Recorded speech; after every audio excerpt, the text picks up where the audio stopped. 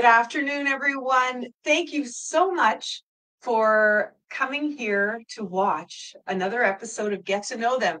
And if this is your first time watching Get to Know Them live here on Facebook, I am your host, Monica Graves, and I broadcast live every Tuesday from my studio in Burlington, Ontario. I am a jewelry designer here.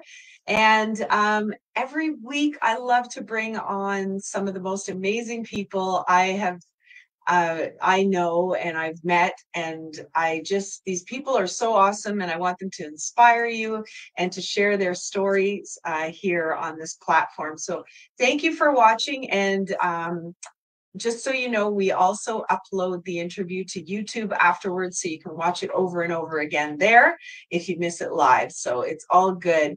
Today, we are talking with David Rotundo. This is going to be such a great conversation.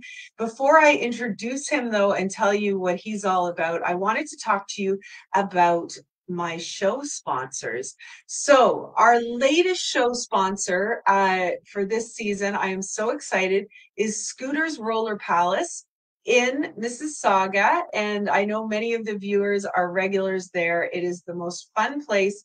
If you have been thinking about getting back into roller skating, it is not too late. Be sure to check out Scooters. They have lessons on Thursday nights at 7. You can get your groove on and get right back into it. It's a great way to stay fit and exercise, and the music is always fantastic. So next sponsor is, of course, my wonderful friend and clothing designer, Brenda Badome, based out of Toronto, Ontario. And she does a beautiful line of clothing for women, which I'm always wearing. Be sure to check out her website, brendabadome.com, and use the coupon code Get to Know Them for 20% off of your order. And last but not least, I am the third show sponsor with my jewelry business. It's called Glam Jewels. GLAMJULZ.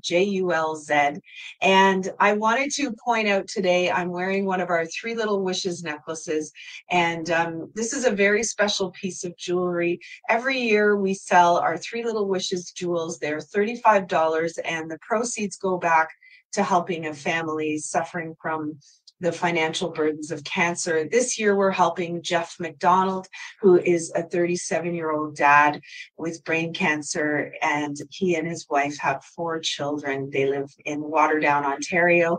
So I want to thank you so much. So many of you have purchased these from my website, and really, really appreciate you giving a gift that gives back this Christmas time. So you can check out my website at GLAM for glam and jewels, spelled JULZ.com.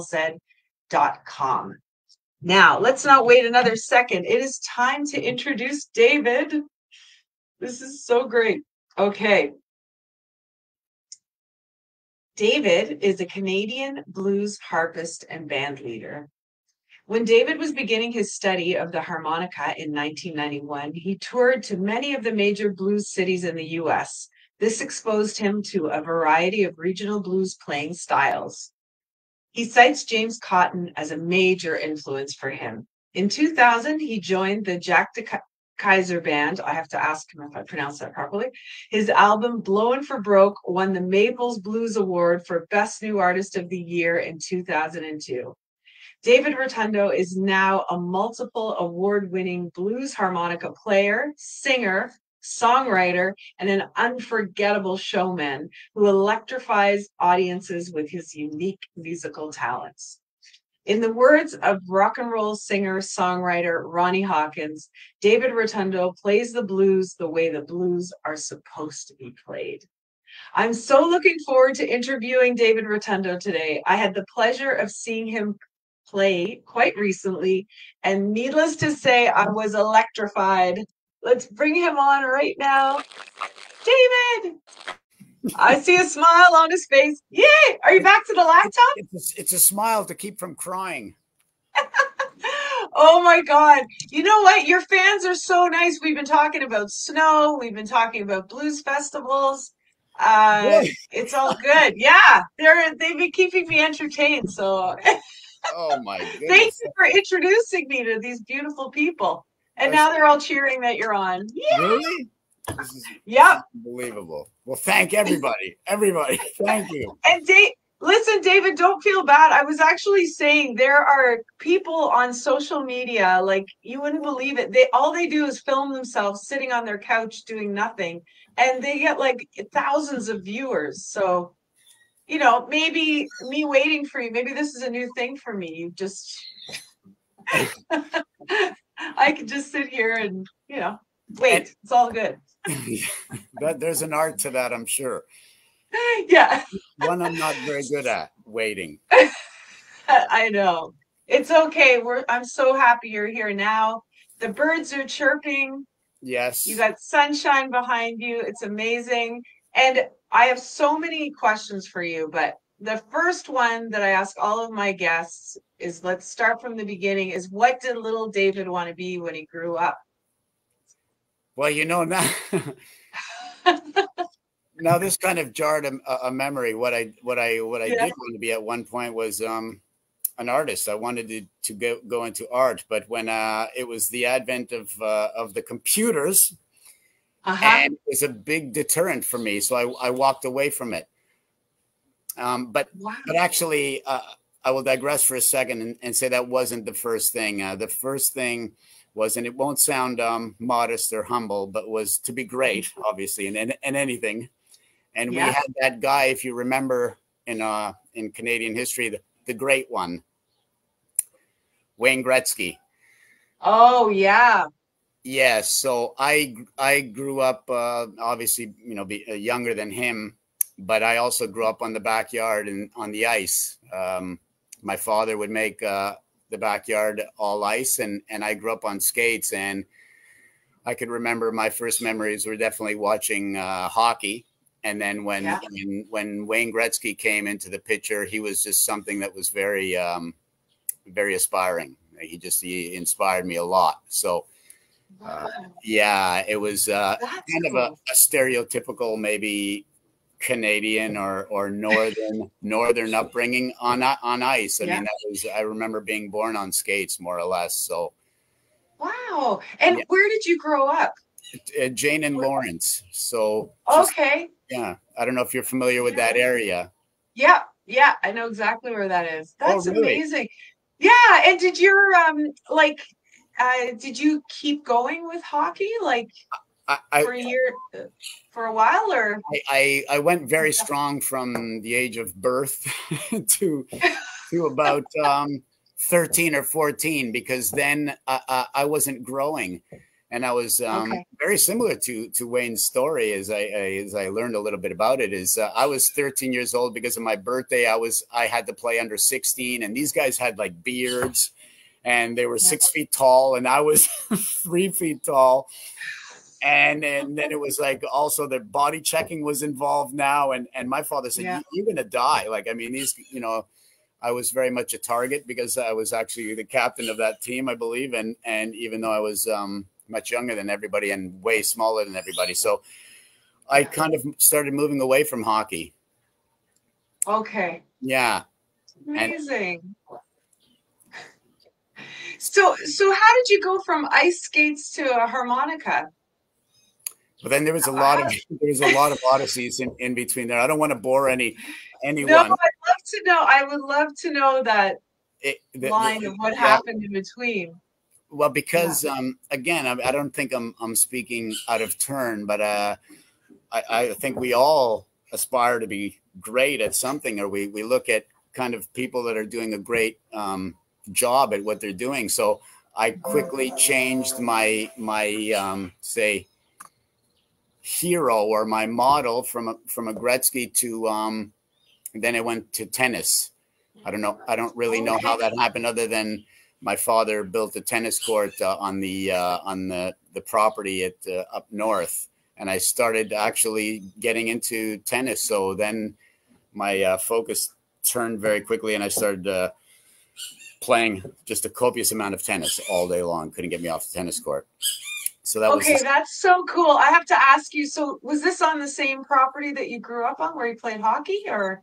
I was fortunate enough to be in a family where my father was very just a a good thinker and very soulful guy, and Yeah. he built a cottage out in Georgian Bay. So we Okay. would go there every weekend. It was kind of like a magical world. It was kind of like Lord of the Rings to me. We'd always disappear and Yeah. go on this trip, and I'd go into the woods and go into the lake and the nature of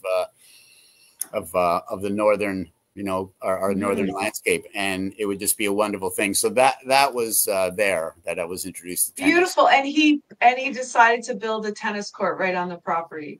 Yeah, he decided to build a tennis court because they I'm going to tell this story because it might be funny. They Yeah, decided to move great. the road. They moved the road and gave everybody extra property for whatever Oh, reason. I don't know. Like, do they still do yeah. that now? They gave extra, I don't but it was know. all flat. It was all flat, and with my neighbors, which is our cousins, they were like, "What are we going to do with this flat land?" And my father had this idea. He said, "Why don't we make a tennis court?" And they're like, "Why? Do you play tennis?" He said, "No, but we'll learn."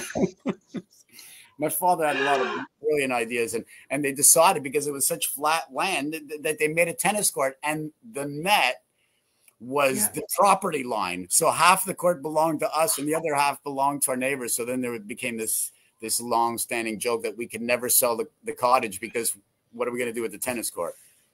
Oh my God, I love that so much. I just have to share with you quickly. We have a cottage up north, and it's a farmhouse on flat land. And when I was a kid, I was trying to convince my dad to build a roller rink on the property, Oh, but he wouldn't go for it. So I wish I'd known you. I probably could have talked your dad into.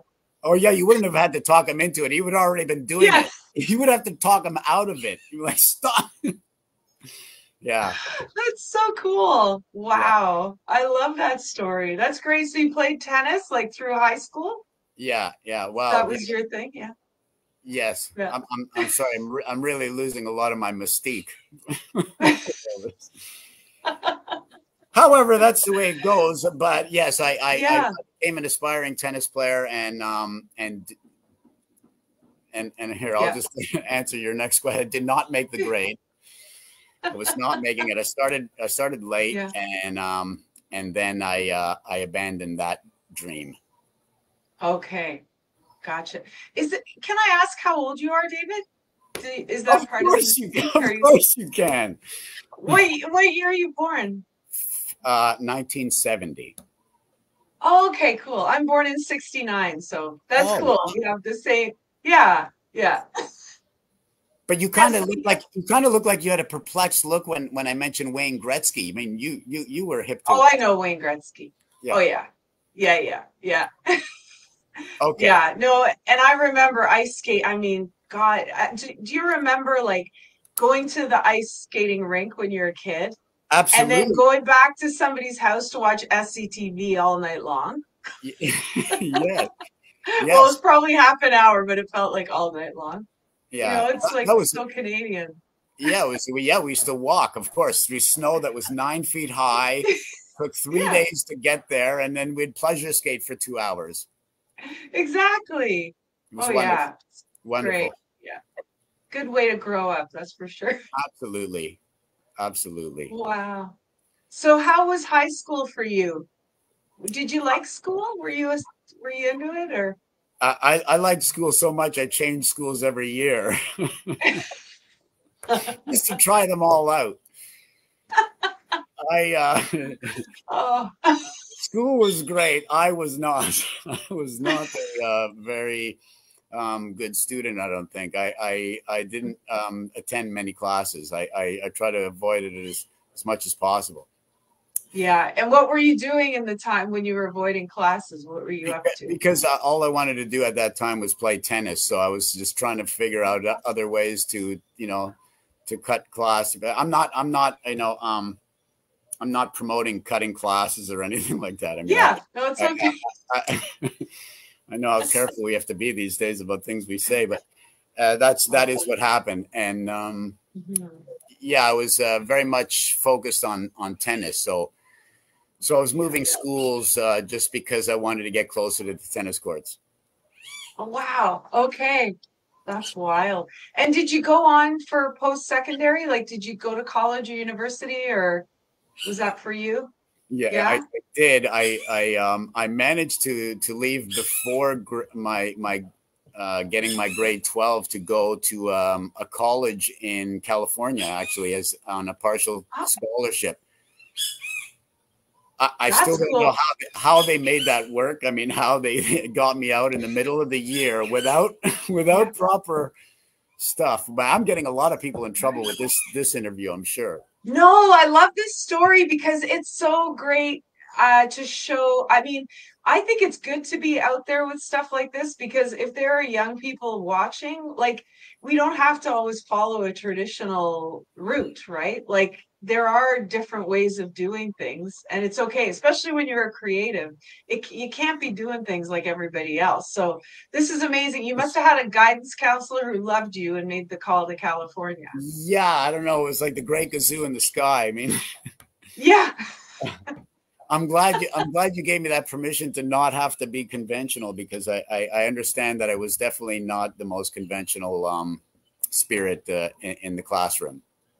Yeah, yeah. No, I think that's great. And what did you study in California? I studied as little as possible just to keep myself on the courts. I mean, I took Yeah, things like, like U.S. history and basket weaving right. and gym.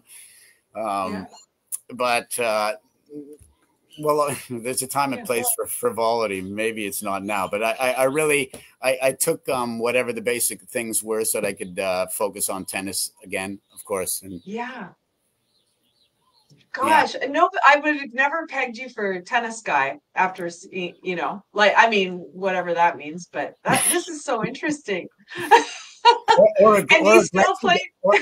or a Gretzky guy, I'm sure. Yeah, yeah, exactly. Yeah. Well, the Gretzky's more believable because of the Canadian kind of, but the tennis is cool. So did you Cool, but I might add, at that yeah, time, too, if you don't mind me yeah. ratifying, is at that time, especially, these guys were doing things very differently. I mean, I started, watching guys like McEnroe and Borg and Connors and Lendl Yeah. in tennis. LeConte, Nastasi. I mean, these guys were extremely charismatic people. And Yeah. as were the people in hockey back then, whether it was Salming or Daryl Sittler or Lenny McDonald, Eddie Shack, Guy Lafleur, Yeah. Larry Robinson. I mean, I could go on. I'm sure, but they You're were all, so right because even if you weren't into those sports, everybody knew those names. Like they were real celebrities. yes, Yeah, they were the greats. and I believe that's more compelling than than a classroom, or than a notebook or a book. Yeah. To see someone in action is very compelling. So I went through that, and then of course, then I started getting hip to the musicians who were equally as compelling, in my mind, if not more so. Yeah. God, that's great. So when did that start? Like when did you discover James Cotton? Hmm. Remember? When I was walking, I sort of decided that it was best that I don't put too much more energy into the tennis pursuit. Mhm. And Yeah. I started really. I've always been a fan of music. Always, I was fortunate to have older brothers who had a great selection of music, from classic rock and roll to more progressive stuff right. They had a very very broad musical tastes, and Mhm. I loved all of that music, and it was always around. But I never thought of I didn't play an instrument. I never thought of playing an instrument.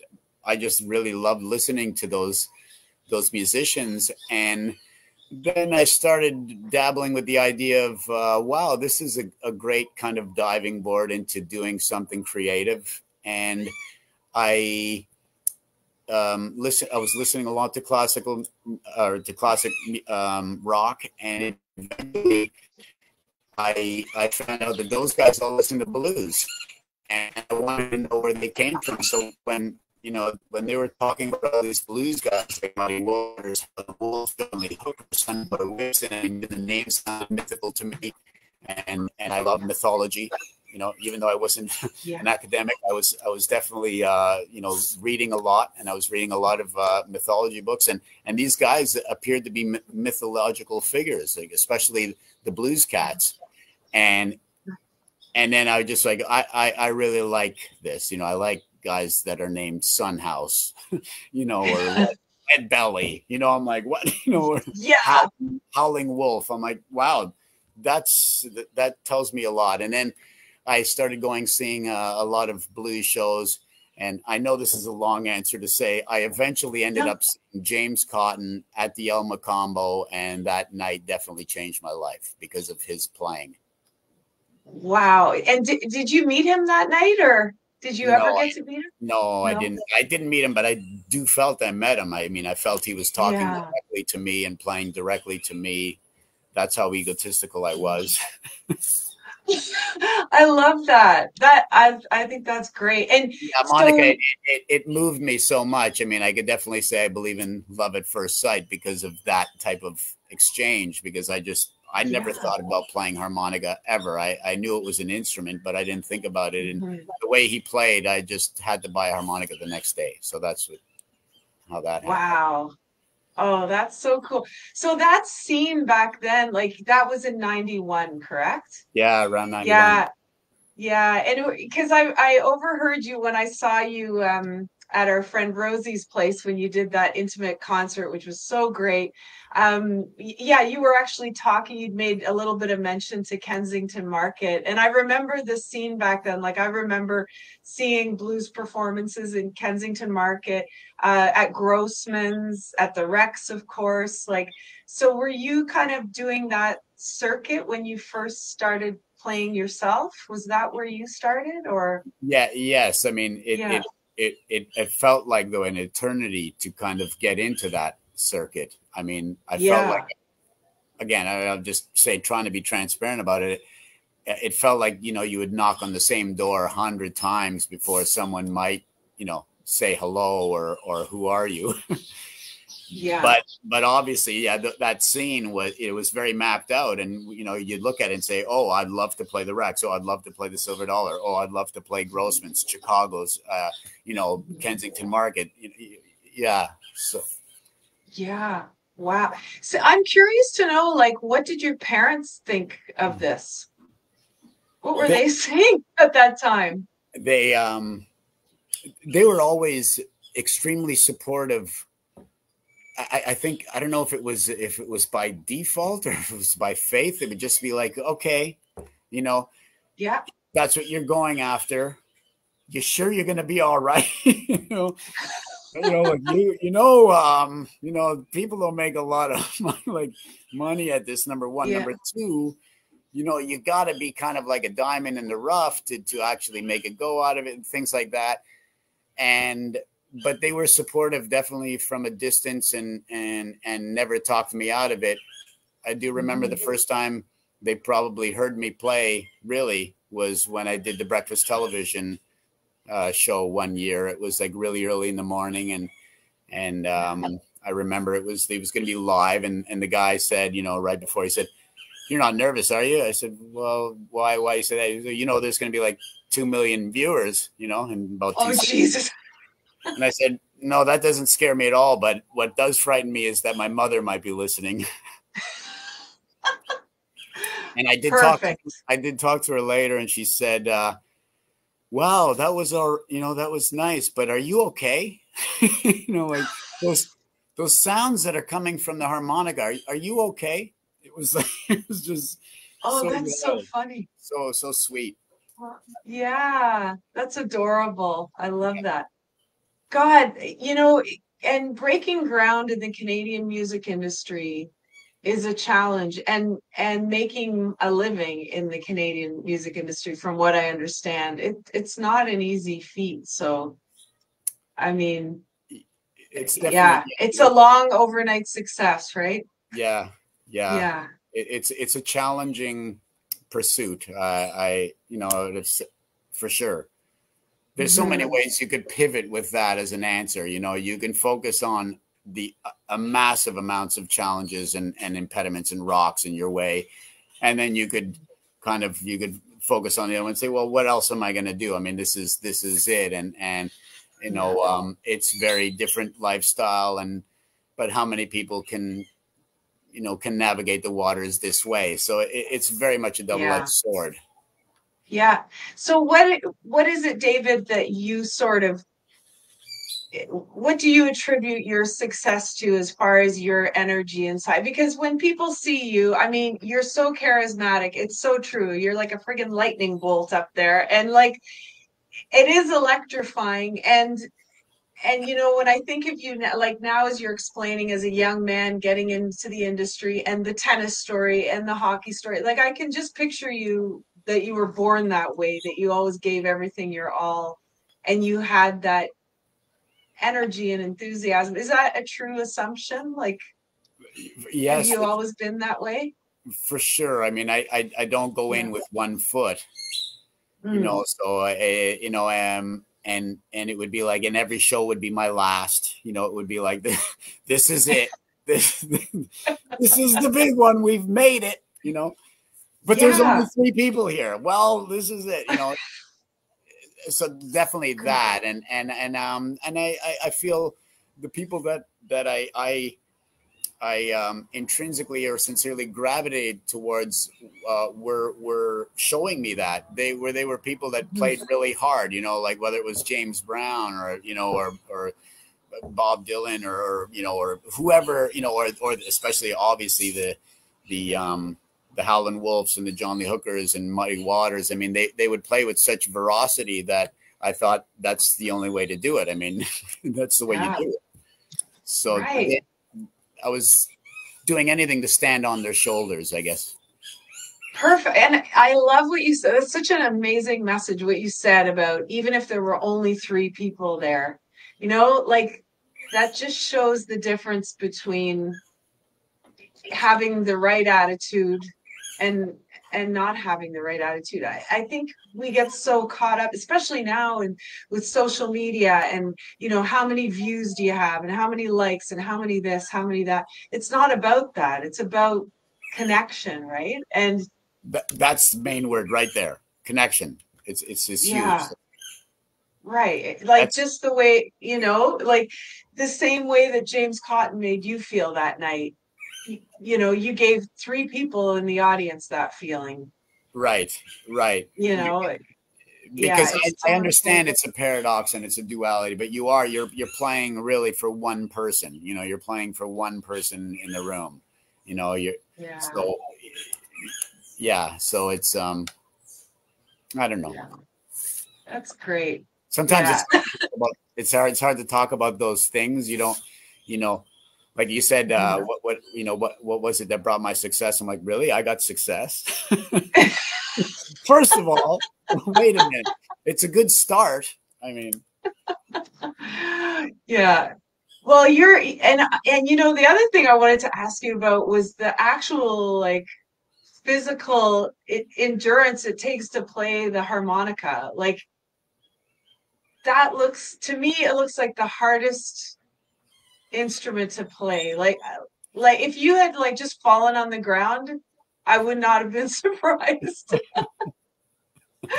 You know, so much energy and the breath work and everything. Like, does it ever wear you out? Or that's great that you point that out. I mean, not many people point that out, you know, as almost obvious as you think it would be, because if I'm not singing, or if I'm not playing, I'm singing, and if I'm not singing, I'm playing, or so I'm very busy, and I try to keep myself busy, and to the point of almost dying. If I could just almost die all the time, that'll be about the amount of energy you got to give out. Wow. I just do. it's a huge energetic output. Like it's like something I've never seen before. So how do you get yourself geared up for a night? Because as much as we all like to think, like when we see David Rotundo live, he's ready to rock. But there's got to be nights where you're like, oh my God, like, okay, get me the, or are you always just, No, no, are you kidding me? Yeah, absolutely. There are those nights. I was like, I got to go to the hospital. Like, get me 10 beds. This should not be happening tonight. There's so many of those moments, one time I had a bad back, where yeah, I couldn't even walk because I was sanding. I had this stupid idea to sand the deck all day long, and it threw out my back, and it was like I couldn't even walk. And I was thinking, how am I going to get through 3 nights? Is at the Beaches Festival in Toronto, which is usually the most. It's a very hard 3 nights. yeah. And that was on a Wednesday that I couldn't walk. And I thought, this is amazing. And then the music always has some ability to transport you. Yeah. Yes. Yeah. So Magical. Amazing. yeah. But I will say, to Yeah. answer that question, there are definitely many nights where I'm thinking this, I should not be doing this. I cannot do it. I don't know what I'm going to come up with and blah, blah, blah. It's Yeah. And there's a lot of improvising as well. Like I love the banter back and forth with the other player. Like there's so much more to the blues than I think people realize. You got to be a comedian. You got to be you I'm got to have a working on it. tremendous amount of energy. Oh, you're great. You got Yeah. that nailed. Tremendous amount of energy, and yeah, you got to be able to improvise, think on your feet. Like Monica, these are very intelligent observations that I've done many interviews and not many people point those things out, but it's true. You're absolutely right. And especially for blues, it allows more for that. Because of maybe the architecture of blues, it really, it leaves a lot of room for improvising. Whereas I think, then music became about the song, and then it was like, just play the song, and it just becomes this sort of thing you photocopy night after night, and you can't deviate too much. And I'm a big fan of in the moment and improvising, and anything could happen. right. Yeah, see, that's so cool. And that's why I think it's so great for young people to hear about you skipping classes, doing all those things where we're like, we don't want kids to know, but we do want kids to know, because you got to look at those things not as a weakness, but as a strength. Like, this is the way I'm built. And so what could this lead me to? Right. And look where it's led you. I mean, yes, I you will are add built for the classroom.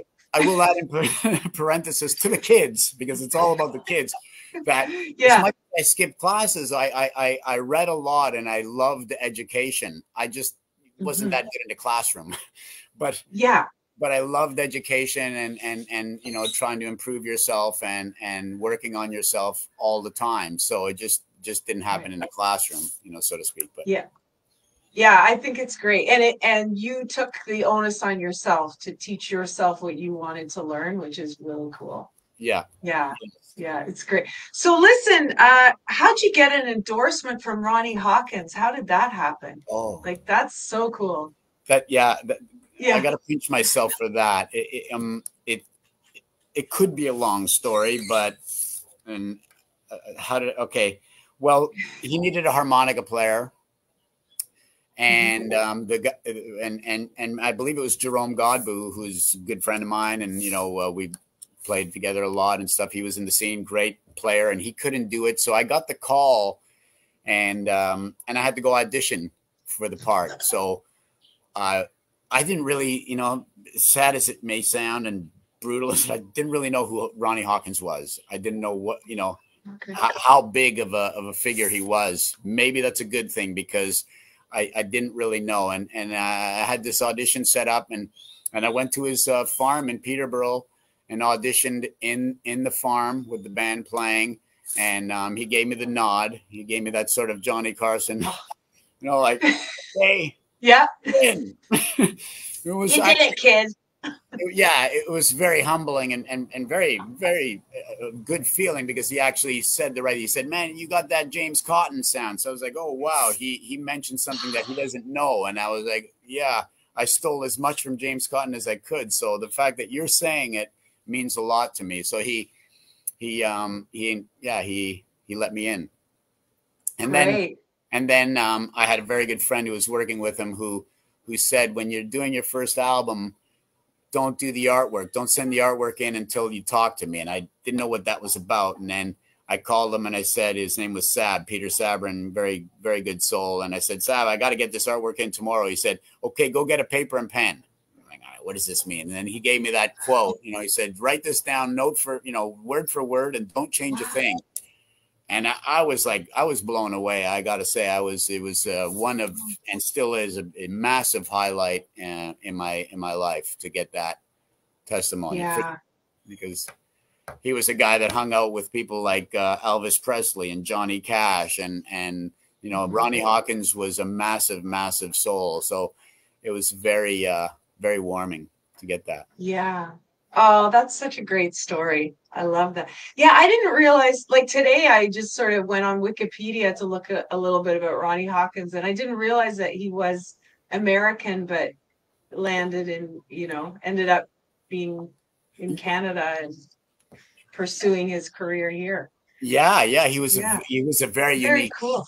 yeah, very unique guy who we could talk about for I could talk about for months. But anyway, enough of Ronnie Hawkins. Enough about Ronnie. So, what I don't know if it is Ronnie. I wanted to ask you, like, what's your best collab been with another blues artist? What's one that I would definitely feel good about saying a lot of them. There's I don't know if there was a best. There's so many. I had so many great exchanges and who I considered teachers, whether it was Jack de Kaiser, Ronnie Hawkins, Lee Oscar, of course. Who I became great friends with. He uses harmonica. He produced my albums, and he was with Eric Burden and War. So there was him, Jeff Healy. There's so many great names that I wouldn't be able to pick one for sure. Yeah, that would be hard to do. I have to share with you, in 1989, I was in Germany and U2 was playing and BB King opened. Yeah. It was a really great show. And then at the end, BB King came on and sang When Love Comes to Town with U2. That was the close. And it was just like, oh God, amazing. That is Yeah. amazing. Wow, that's a great concert that you saw. Yeah, the blue, I mean, that music, it just really gets into your soul, right? Yes. Yeah. That's what happened. I mean, that's really, I didn't have any designs other than go buy some albums and see how this feels. And literally when I put on that first Muddy Waters album, it was like, I felt like I've been bitten by a poisonous snake that I was like, oh. Okay. This is going to be around for a while. Yeah. So. That's great. I love it. Yeah. And there's so many bands that are, have been around that introduced young people of the generation to the blues, like Led Zeppelin, A Whole Lot of Love. I mean, this is. Yeah. That's a Muddy Waters song. It's an old Muddy Waters song. Yeah. Exactly. Yeah. All of those guys. I mean, I guess by default that is, they were, who they had to listen to. I mean, that was the music of the day and the time. And it was, great, and it was powerful, and it was strong, and it was unpretentious. It was raw. It had everything. Yeah. So no doubt the Rolling Stones walked around with, those early albums under their arms because they were knocked out by this stuff. I will say one more thing by Ronnie Hawkins, because it maybe will tie this into what we're talking about, is that being on the road with him, I heard more stories than the Old Testament. I mean, this guy had every story. I mean, everything. He was at the Last Waltz. He was this guy. Yoko Ono and John Lennon stayed at his house when they were hiding. I mean, it was everything. And somebody once asked him, they said, which was a great question, like, Ronnie, you've been in the music industry for so long. You've seen so many things with so many people. does anything really stand out, at this point? Like, you could, like Eric Clapton, Bob Dylan, like Yoko Ono, John Lennon, like, does anything stand out? And he said, Yeah. like, didn't even have to think about it, didn't blink. He said, absolutely. He said, sitting in front of howling, I'm getting goosebumps right now. He said, sitting in front of Howling Wolf. And he said, the guy played with such a veracity that I thought he was going to kill me. I thought he was going to eat me.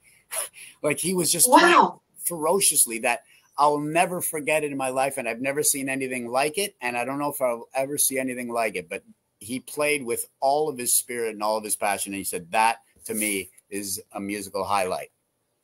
Oh, that's amazing. Yeah, I got the goosebumps too. That's crazy. Yeah, that's the way those guys played.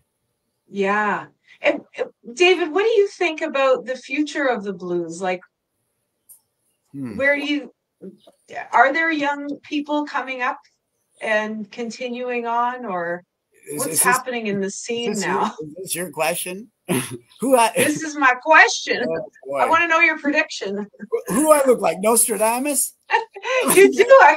No. You're putting me on the spot here. Like, I'm going to tell you what the future is. Yes. Well, you got it. Look, Ronnie Hawkins said. You know what he said about you. So come on. I will say this.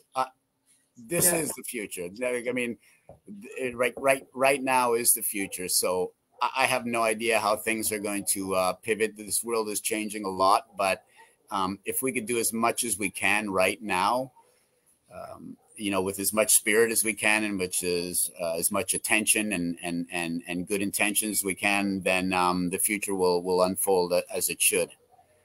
Yeah. But I tend to not make predictions in that way, because I wouldn't want to be right and I wouldn't want to be wrong. So that's great. So we know you're obviously not in Canada right now, because we got blizzards behind us and you have birds and sunshine. Yep. So how long are you away, and when are you coming back, and when are you playing? And also, one of your fans, Carrie, is asking, when are you going to play with Jerome again? Yeah. So I would love to play with Jerome again, and also for that the question about what the future is. Like, I'm happy for anyone out there to suggest to me what they see me doing in the future. Maybe that would be an easier question as opposed to me. One gentleman would love for you to come and play the Orangeville Blues Festival, so you could put that in your future. Oh, wonderful. I'd love to play the Orangeville Blues Festival as well. It was a great. And with Jerome as well. I'd love to see Jerome again and play together with Jerome. We used to have a great thing at the Rex that went on. Yeah. Hotel. Great. But good. So do you have anything lined up for your return, or? At the where there's a lot of talk about different things. I mean, I did a tour in Europe, which was successful, and the dates that we did in Canada were successful, and they want to do a repeat. So we're talking about that, and also I'm working on a lot of new stuff, and good, and it's a bit different, but it's just stuff that I feel that needs to be addressed or said and things like that. So I'll do my best with that as well. Oh, that's perfect. Amazing. David, you've been like the best guest. I love talking to you. Yeah, it's been awesome. You're so easy to talk to. Yeah. Oh, my goodness. No, but you're such a good listener. That's the trick, You're only as good as your listener. That's a thing they say about music. You're only as good as your audience. But I really love what you're doing as well. And it was a great meeting you that night. It was such a pleasant surprise. You had you have such a great spirit. So when you suggested doing this, I was very happy about it and very humbled, and I'm happy that we could do this. Oh, great. Thank you so much. I'm so happy. See, everything came together perfectly. Yeah. It was a magical night that night too, with the full moon, and it was just so cool. So for people who are watching, a mutual friend of ours, Rosie Fleischer Dufour, and her husband Dan, they opened up their home, and David played live there to, I guess there were probably 30 people there. And Yeah, it was really cool because we got to like hang out with you and mingle and yeah. Oh yeah, Rosie's just saying we just had another full moon yesterday. So there you go. Look at that. exactly. And We're, yeah, it's a very pivotal one. We're in a very pivotal time. I don't know how many people out there believe in astrology. I definitely keep my eye on it. I think it's a great science, and yeah. yeah, definitely these huge things that are out there are affecting us, and are part of this game. So Yeah, definitely. I one thing to share with you. There's a woman here in Burlington. She's an Indigenous woman. Her name is White Eagle Stonefish. wow. And you can find her on Facebook. And it's so cool. I didn't get to go last night, but she does full moon ceremonies in Burlington down at the water. And I've been to one of them. And oh my God, it's just amazing. Oh, She really? has you write down like your fears and your challenges on a piece of paper. And then there's like, the one I went to had like 40 women there all in a circle. And then we went and we put the fears into the fire with her and she gives us her blessing. And, you see people like completely break down, crying and just letting all these emotions out. And Oh, it came to my turn. I'm like, I'm not going to be, I got nothing to cry about. I'm good. I'm good. And then, nope, I really? just lost it. Like, That's yeah, wonderful. it just That's came. wonderful. Yeah. I would love to be a part of that the next time. Please. Yeah, I yeah. would love to. I'll connect you with her. Yeah, it's really amazing. But it's so true, like we need to stand back and look at all these blessings in nature that surround us. And you and I, we had places to go up north where we got to experience nature, and it's such a big part of being human, right? Like we got to connect with these things. Absolutely. And I mean, again, to maybe zoom out for yeah, at the end here, but and I don't know if I'll get this Yeah. right because I'm no scientist, but I mean, we're living in the universe with like 60 million other galaxies, 2 trillion other universes. There's Yeah. something like 606 trillion stars, which is like nobody even Yeah. knows to write that, and yet we have the sort of humorous to say we know what's going on. I don't know. you know, Yeah. I don't know about that. I'm Yeah. paraphrasing someone. I think his name was Deepak Chopra. But anyway, that's all. Like it's so vast that it's better to kind of go in accordance with it. I think so too. Yeah, just to even catch a little sliver of it, right? It's like, Yes. and most of us are looking at a screen. Why? Right. Look up. Yeah, that's right. The Mayans used to look at the stars and draw the stars in the constellation at night. So it's Yeah. we just have to Yeah. be careful of our navigation. Yes, exactly. That's so I true. love it. Awesome. All right, David. Well, I'm going to put you in our virtual green room. Thank you so much. Is David going to play? Rosie's asking. Are you going to close off? Play. Is your play your harmonica? Right. I didn't want to put you on the spot, but Rosie wants to put you on the spot. Oh my goodness. Thank you so much, Rosie, for putting me on the spot. I mean, who doesn't like being put on the spot? I mean, and what a beautiful person to be put on the spot by. Absolutely. Well, this is for, I don't know what I'm going to play, but anyway, this is for all of you guys out there. Thank you very much for coming. Wishing everyone the best again. Yeah, maybe we tap into some great stuff and do our best in this trying time and stuff like that. But wishing everyone well.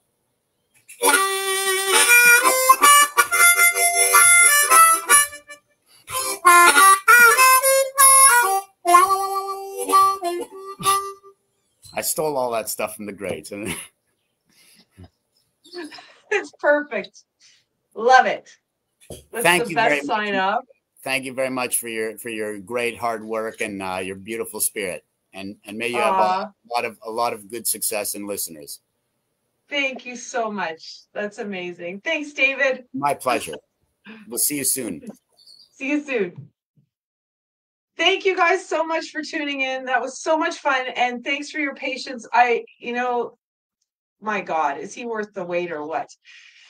So have a great rest of your afternoon. Tune in with me every Tuesday to hear from more amazing guests, and be sure to check out my YouTube channel. I actually have a website for the page, gettoknowthem.ca, where you can see all the different places you can listen to past interviews. Thank you so much for attending and sharing the interview. And be sure to check out our sponsors, Scooters Roller Palace. We'll see you there on a Thursday night for an adult skate.